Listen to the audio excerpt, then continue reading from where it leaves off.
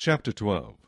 Therefore we also, since we are surrounded by so great a cloud of witnesses, let us lay aside every weight, and the sin which so easily ensnares us, and let us run with endurance the race that is set before us, looking unto Jesus, the author and finisher of our faith, who for the joy that was set before him endured the cross, despising the shame, and has sat down at the right hand of the throne of God. For consider him who endured such hostility from sinners against himself, lest you become weary and discouraged in your souls. You have not yet resisted to bloodshed, striving against sin, and you have forgotten the exhortation which speaks to you as to sons. My son, do not despise the chastening of the Lord, nor be discouraged when you are rebuked by him. For whom the Lord loves, he chastens, and scourges every son whom he receives. If you endure chastening, God deals with you as with sons. For what son is there whom a father does not chasten? But if you are without chastening, of which all have become partakers, then you are illegitimate and not sons. Furthermore, we have had human fathers who corrected us, and we paid them respect. Shall we not much more readily be in subjection to the Father of spirits, and live? For they indeed for a few days chastened us, as seemed best to them, but he for our profit, that we may be partakers of his holiness. Now no chastening seems to be joyful for the present, but painful.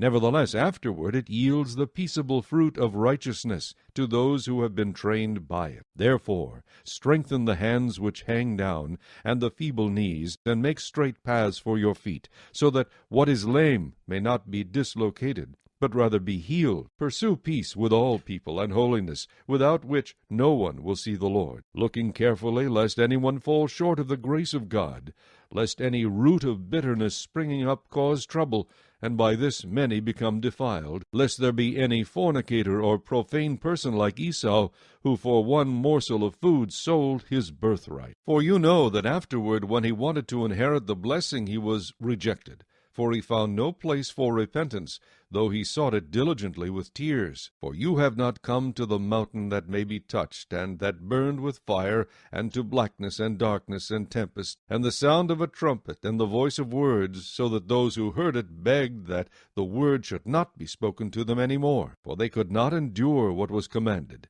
And if so much as a beast touches the mountain, it shall be stoned or shot with an arrow. And so terrifying was the sight that Moses said, I am exceedingly afraid and trembling.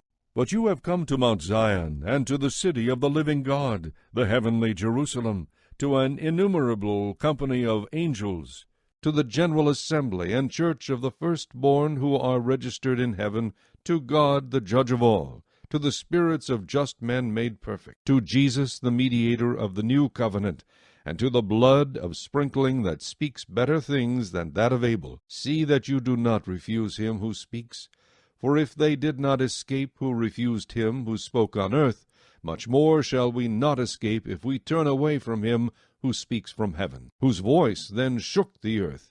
But now he has promised, saying, Yet once more I shake not only the earth, but also heaven. Now this, yet once more, indicates the removal of those things that are being shaken, as of things that are made, that the things which cannot be shaken may remain. Therefore, since we are receiving a kingdom which cannot be shaken, let us have grace, by which we may serve God acceptably, with reverence and godly fear. For our God is a consuming fire.